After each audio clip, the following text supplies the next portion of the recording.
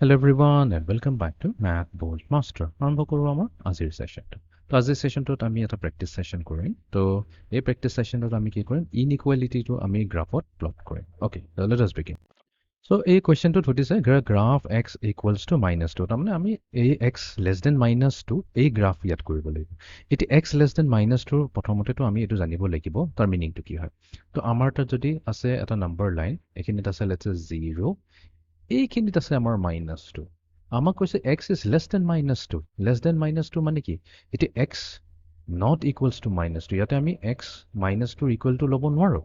তো তাৰমানে কি? এইখিনিত আমি কি ল'ম? এটা বাবুল এটা ল'ম। তাৰপিছত আমাৰ কৈছে x is less than -2, তাৰমানে x ৰ ভেলু কি হ'ব লাগিব? -2তকৈ সৰু হ'ব লাগিব। তো -2তকৈ সৰু মিনিংটো ইয়াৰ লেফ্ট চাইডে থাকিব লাগিব। এই গ্ৰাফটো এতিয়া আমি ইয়াতে বনাব লাগিব। তো তাৰমানে কি? আমাৰ গ্ৰাফটো যোনটো হ'ব -2ত থাকিব। বাট ইয়াতে এটা কেয়াৰফুল থাকিব, এটা মেক চাৰ্কল অ'পেন কৰিব লাগিব।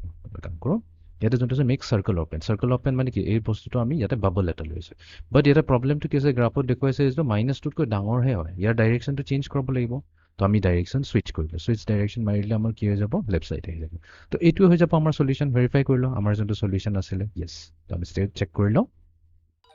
অ'কে, এতিয়া আমি যাওঁ next কুৱেশ্যনটোলৈ। Graph x is greater than or equals to -5.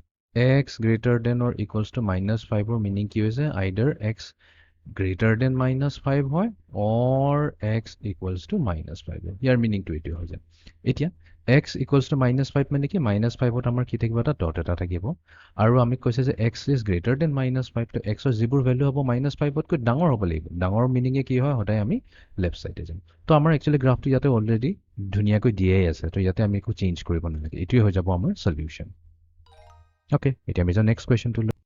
তো এইবাৰ দিছে x less than or equals to 4. তো এইটো মিনিং কি হয়? x must be less than 4 or x equals to 4.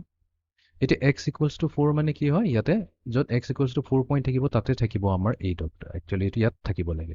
আৰু এইটো কি হৈ থাকিব? এটা ডট হৈ থাকিব। বাবুল হ'ব নোৱাৰে বিকজ আমি x equals to 4 লৈছোঁ। নেক্সট আমাৰ কৈছে x must be less than 4. x less than 4 মিনিংটো এইটোৱে হৈ যায় আমাৰ xৰ ভেলু 4তকৈ সৰু হয়। 4তকৈ সৰু মানে কি?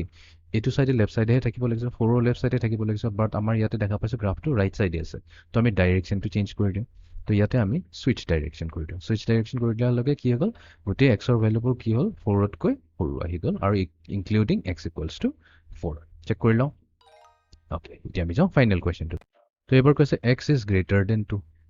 x গ্ৰেটাৰ দেন 2 ক্লিয়াৰলি মিনিংটো কি হয়? আমাৰ এক্সৰ ভেলু যিটো হ'ব মাষ্ট বি এনেকৈ কৈ লিখিলোঁ, মাষ্ট বি মোৰ দেন 2। 2তকৈ বেছি হ'ব লাগিব। 2তকৈ বেছি হ'ব পাৰে লাগিব। আৰু ইয়াতে x cannot be equals to 2। x cannot be equals to 2 মানে কি হৈ গ'ল? আমিতো এইখিনিৰ পৰা আৰম্ভ কৰিম, বাট এইখিনিত এনেকৈ ডট লগালে নহ'ব। এইখিনিত আমি চাৰ্কলটো অ'পেন ৰাখিব লাগিব। আৰু আমাৰ এক্সৰ ভেলুবোৰ কি হ'ব? 2তকৈ ডাঙৰ হ'ব। 2তকৈ ডাঙৰ মানে 2ৰ ৰাইট চাইডে যাব। চেক কৰি লওঁ। তো এইটোৱে আছিলে আমাৰ আজিৰ ছেশ্যনটো, য'ত আমি ইনইকুৱেলিটিজবোৰ প্লট কৰিলোঁ। আমাক কিছুমান ইনইকুৱেলিটি ইকুৱেশ্যন দিলে আৰু সেই ইকুৱেশ্যনটো ইউজ কৰি পেলাই আমি তাক নাম্বাৰ লাইনত প্লট কৰিলোঁ। তো এইটো আছিলে আমাৰ আজিৰ ছেশ্যনটো। See you in the next session. Thank U.